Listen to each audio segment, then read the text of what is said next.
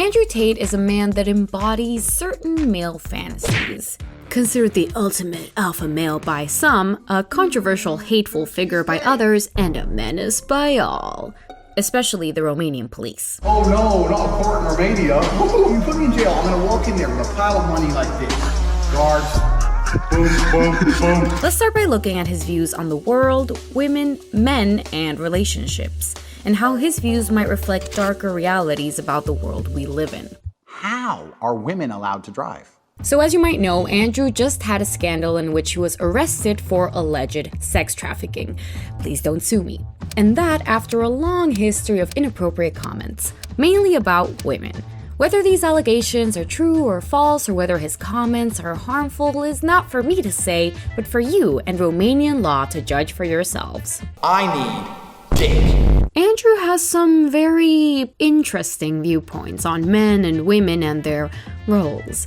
To Mr. Worldwide, women have very defined roles, and for him there is a clear divide between good women and bad women.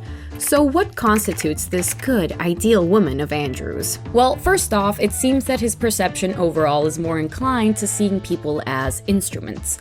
Women are, as anything else, tools, a way of making money for him. How much you made? 10 grand, all right, give me 8. All right, cool. Why would, what? As such, he has a clear idea of what a woman should look like for him to get the most bang out of his buck, pun intended. Being attractive in and of itself is a currency. Let's say a girl, right, goes to the gym every day. Her hair is long and it's nice and it's maintained. Her nails are done, she's got a nice manicure, she's got sunglasses on, she's dressed up nice, she's got a little dress on, she's got heels on, she's walking down the street. What Tate describes here is clearly a woman that puts a lot of effort into her appearance. She invests in things that are typically seen as attractive to men, such as hair, makeup, and her body shape.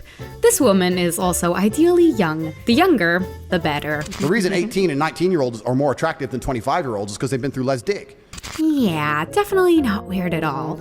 Honestly, what does a grown-ass man have to do with a girl that young? Another important thing that determines the identity of this woman is that she knows her place. Her place beside, or rather, underneath, a man. Wait, no, don't be gross, I didn't mean it like that. Andrew Tate argues that women are biologically inferior, and though we can all agree that yes, physically women are usually weaker than men, Andrew states that women are also mentally weaker than men. I'd want a male pilot because I think that males are better under stress and under pressure. He bases this on a study that states that women, on average, have higher IQs, but men's IQs lie more in the extremes. Therefore, they have the smartest and dumbest people in the population.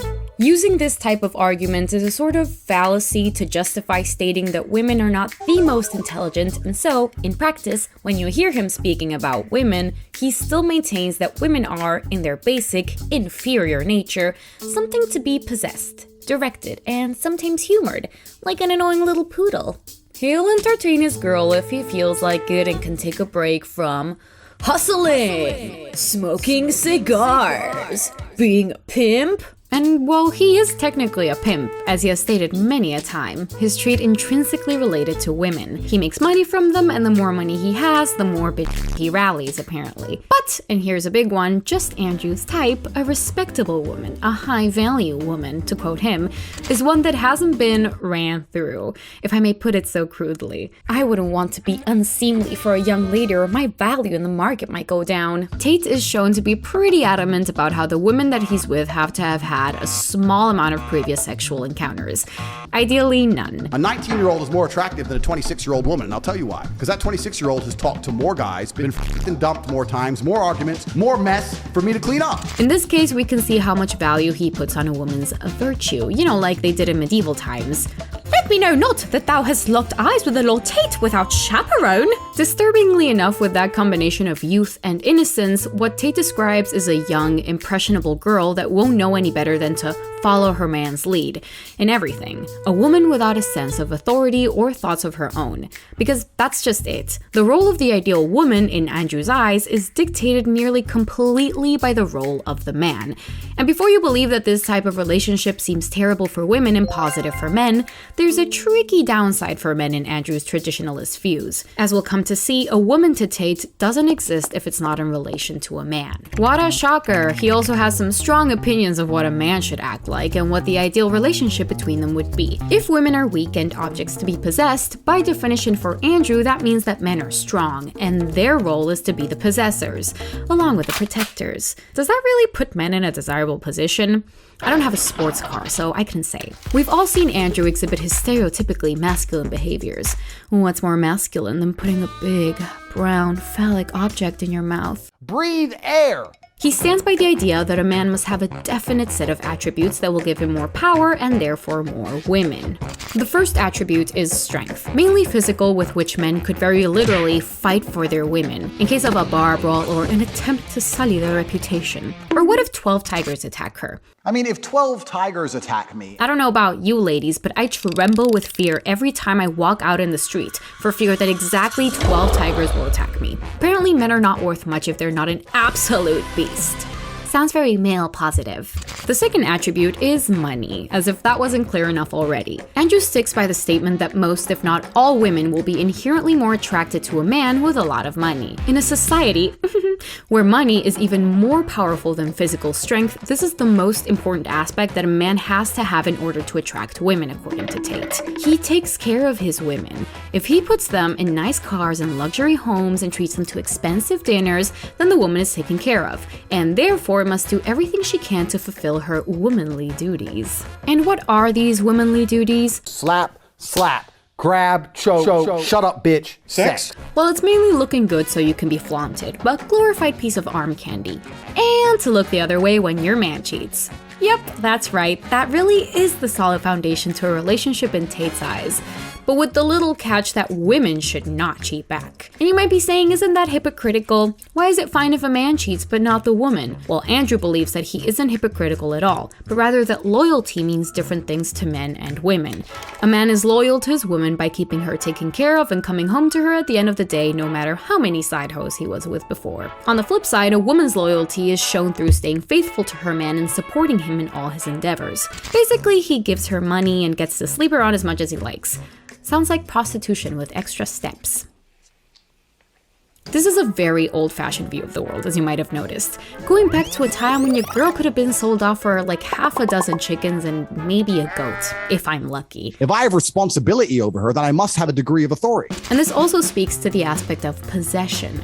Andrew mentions several times that he believes that when he is with a woman, as he protects her, he also owns her, which is really part of a larger mentality, a more collective fantasy that we all unfortunately have. But more on that later. If I have some responsibility over her, it also means I have some level of authority over her. He compares women to children, to animals, to a sports car.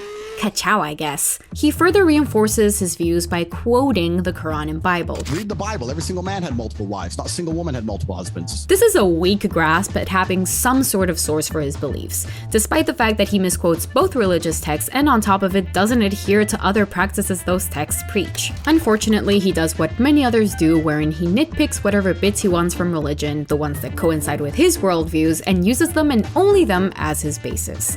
Tate makes sure to adhere to the standards that he himself states to be the right way to live, establishing a predator-prey relationship not just with women, but also by putting down men. Already we can see how his speech, his beliefs start to make less and less sense. Andrew says that he does not believe in depression.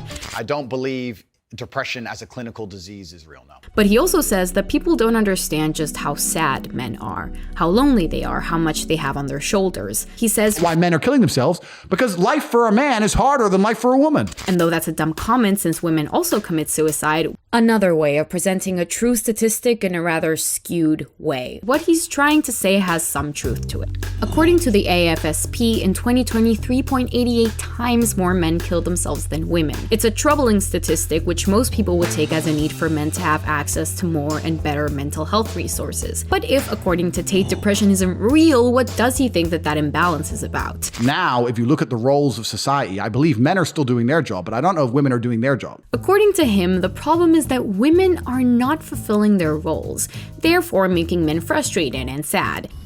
Women. and a lot of the things he says strike home. It's gay. I'm sure that the things he talks about not feeling wanted, not being seen, having so much pressure to be this way or that way is something that a lot of men suffer from. I wonder who exactly is upholding these standards. But where does that leave us? If the inherent problem is that women don't pay attention to men, how can we fix that? By forcing them to like them? He talks about the historical roles of women where having the strongest man to protect you means life or death. But what happens in a modern context when education reigns supreme and fists rarely decide the outcome of a discussion? As long as we live in a world where there is education and women have choices, many women won't be satisfied with the roles that were enforced upon them before. I'm sure there's a lot of women who want what Andrew describes. I'm looking at you, trad wives. But he doesn't take into account people that want more than these dynamics, both men and women. Having a strict definition of what you should act like, look like, or what kind of relationship you should have is not a particularly appealing concept, and men have also rebelled against these kind of restrictions. And realistically, these strict roles that Andrew wants to maintain so badly are exactly the reasons why men often feel so cornered, so abandoned, just because they can't live up to this impossible male standard. A standard that Tate upholds, putting men down constantly in order to make himself feel superior, and then pretending to stand up for the very men he has made invisible. He pretends he cares about others when all he really cares about is himself. These roles in which men have to suck it up, where they can't show weakness, have to be ruthless, bottling it all up, is incredibly harmful. And Tate is its #1 fan. It's strange that Andrew himself, though apparently so confident in his stance and the things he says, adhering perfectly to his roles, seems like kind of sad. You're all losers. We've discussed this before. I'm the king of the world. Let's move on, because this dude he's lame, my friends. Believe it or not, this statement itself says more about Andrew than 1,000 clips of him talking about how he exploits women for money. And here we can get to the core of why Andrew says the things he does. Why these dangerous ideals resound so heavily with so many different people, even when they ultimately work against them. Andrew appeals to the ultimate fantasy, being in control. Tate constantly talks about dominating women, about owning them, but he's also very particular about showing his superiority over other men too. I don't understand full-grown men who are get thirsty, get their little bottle of water, have a sip, and then walk around with it for another 45 minutes. Another sip. This need to feel superior, to be in control, is inherently human. Andrew represents a deep desire to be safe, to be in charge, and he cannot give up an inch of that. Tate is constantly claiming that women are physically inferior, but I'm sure there's more than a few ladies out there that can bench press him and throw him around like a rag doll. I wish they'd do that to me too. He just cannot admit that a woman could be more in control than a man, not in any situation. Or that just about anyone could be more in control than him, seeing as this goes way beyond genders and speaks of an eternal struggle for power. In any case, a lot of people that listen to Andrew Tate disagree with a lot of the points he makes. He says just the right amount of reasonable stuff to fool people into thinking that all of what he's saying makes sense. But despite the understandably human struggle of his mentality, Andrew is probably not a guy that you want to defend. From getting caught on camera berating a woman he has bruised, to all the human trafficking and rape allegations, to the blatantly racist comments, Andrew seems like a very violent man, constantly seeming angry in his videos, an anger that he translates to the people that follow him, that want to be strong like him because he seems like he has his shit together. Whether or not you believe him or stand by him or whatever your stance is, the fact of the matter is that his larger fantasy of ultimate control is a slippery slope into a whole lot of violence. His ideology spreading hate from men to women and beyond, driving everyone to extreme ideas, separating people into impossible groups that will constantly live unhappily with one another, unable to cede an inch of control. But thankfully, his fantasies of submitting women permanently and creating an alpha male world are just that, fantasies. Like imagining Andrew with hair. I, for one, am not too keen on the Handmaid's Tale reality show, but hey, that's just me being a catgirl's girl in a girly world. And the hope is that I can keep on being that, and that no one has to adhere to a strict standard of living that doesn't make them happy, or land them in a lonely life, like Andrew himself seems to have. So really, what Andrew Tate taught me about male fantasies is that I would never want to be in one. Anyway, like and subscribe for 75% of my OnlyFans profits.